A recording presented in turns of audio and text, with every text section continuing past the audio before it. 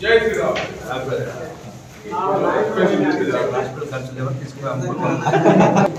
Owner జరగలేదు అన్ని నీళ్ళు వచ్చి నీళ్ళు రాలేదు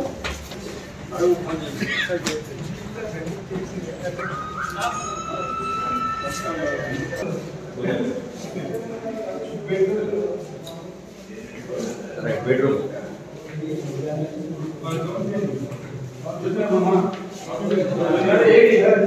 ఇవి మొత్తం ఖాళీ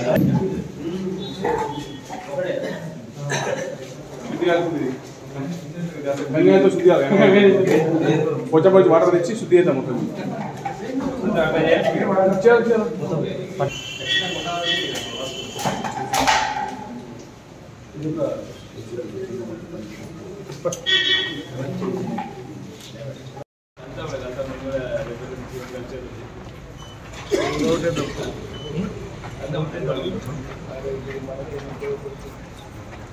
లేకుంటే గోశాల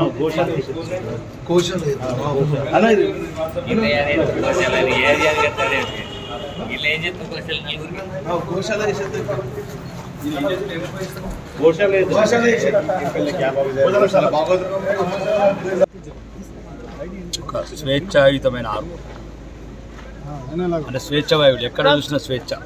ఒక దుర్మార్గుడి జాడలు వెళ్ళిపోయిన తర్వాత ప్రజల ముఖాల సుఖ సంతోషాలు వాళ్ళ ముఖాలన్నీ వెలిగిపోతున్నాయి. ఆ స్వేచ్ఛ వాయువులు నాకు చూస్తే ఆనందం అనిపిస్తుంది. ఈరోజు ఆర్మూర్లో మొదటగా ఈరోజు మా గవర్నమెంట్ ప్రోగ్రామ్స్ ఏవైతున్నాయో ఆరోగ్యశ్రీ 5 లక్షల నుంచి 10 లక్షల వరకు పెంచడం జరిగింది ప్రభుత్వం. దయచేసి పేదలందరూ ఈ అవకాశాన్ని ఉపయోగించుకోండి. మీకు ఎటువంటి జబ్బున్నా 10 లక్షల వరకు ఉచితంగా వైద్యం చేయించుకోవచ్చు. ఆ కార్పొరేట్ హాస్పిటల్కి వెళ్ళి మేము చెప్పినట్లు గవర్నమెంట్ మేము అధికారంలో రాకముందు చెప్పినట్టు ఆ 10 లక్షల రూపాయలు మీరు ఎక్కడ కూడా పేదవాళ్ళు చింతించద్దు, బెంగపడవద్దు. బీమారు పడ్డారు, జ్వరం వచ్చింది, ఎటువంటి పెద్ద రోగం 10 లక్షల వరకు వెళ్ళండి, హాయిగా హాస్పిటల్లో చేయించుకోండి, ఫస్ట్ ఆరోగ్యంగా ఉండండి. రెండోది ఈరోజు గవర్నమెంట్ స్కీమ్ల ప్రకారంగా మహిళలకు ఉచిత బస్సు ప్రయాణం, దాన్ని మొదటిసారిగా ఆ మహిళలు ఆనందం ఉన్నారు. నేను మహిళలందరూ కూడా ఈ రకంగా ఒకటి విన్నపం ఏంటంటే, అమ్మ ఏ మొక్కులు అయితే మిగిలి ఉన్నాయో ఆ మొక్కులన్నీ తీర్చుకోండి.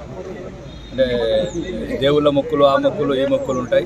మీరు ఇంకా మీ బంధువుల ఇళ్ళకి పోవాలా, ఇన్ని రోజులు వెనక ముందు ఆడడం డబ్బు ఉన్నదో లేదో, 10 రూపాయలు 100 రూపాయలు, ఆ 100 రూపాయలు ఉంటే 100 రూపాయలు దగ్గర ఖర్చులకు ఉపయోగించుకోండి. కానీ ప్రతి ఒక్కళ్ళు మహిళలు మీ అందరికీ చెప్తున్నా, దయచేసి మీరందరూ ప్రతి ఒక్కరి ఉచిత బస్సు ప్రయాణం చేయండి. చేసి మీ ఎక్కడెక్కడ మీ బంధువులు ఉంటారో మరిచిపోయిన బంధాలు, బంధుత్వాలు అన్నీ కలిసిపోండి. మీకేం ఖర్చు లేదు. బస్సులో ఆగి ప్రయాణం చేయండి. మేనత్త ఇంటికాడ దిగండి, మేనమామ ఇంటికాడ దిగండి, పెద్దనాన్న ఇంటికాడ దిగండి. హాయిగా ఎక్కడ నిల్లండి. రాష్ట్రంలో బంధుత్వం ఉంటే ప్రశాంతంగా పోయి బంధువులం కలండి. పోయి ఇంకేదైనా గుళ్ళు ఉంటే మధ్య దర్శనం చేసుకోండి, గోదావరి ఉంటే స్నానం చేయండి. అన్నీ జిందా తిలిస్మతలాగా అన్ని పనులు చేసుకోండి అమ్మా, ఏం ప్రాబ్లం లేదు. దయచేసి మహిళలందరూ ఈ అవకాశాన్ని ఉపయోగించుకోవాలి. రెండోది ఈ క్యాంప్ ఆఫీసు దాన్ని చూస్తే అర్థమైపోతుంది అంటే ఎంత పగున్నది మాజీ శాసనసభ్యుడికి ఇంకా ప్రజల మీద. అంటే మీరు చూశారు ఇప్పుడు విలేకరులందరూ, ఒక చైరు లేదు, ఒక పెన్సిల్ లేదు. అంటే ఈ మాజీ శాసనసభ్యుడికి ఈ ప్రాంతం మీద ఉన్న ఒక పగ, కసి, అంటే ఒక గవర్నమెంట్ ఎమ్మెల్యే గారి క్యాంప్ ఆఫీసులో ఈ రకంగా దారుణంగా ప్రతీది క్లీన్ చేసి ఒక బూత్ బంగ్లా, అంటే ఒక దయ్యాల బంగ్లా లాగా చేసి పెట్టిపోయారు. దాన్ని కూడా తొందరలోనే అధికారులతో మాట్లాడాను. ఇది ఒక ప్రశాంతమైన ఆర్మూర్లో ఒక ప్రశాంతమైన ఆఫీస్ లాగా ఉండాలి సార్, నాకు సరిపడా సౌకర్యాలు కల్పించాలని చెప్పాను.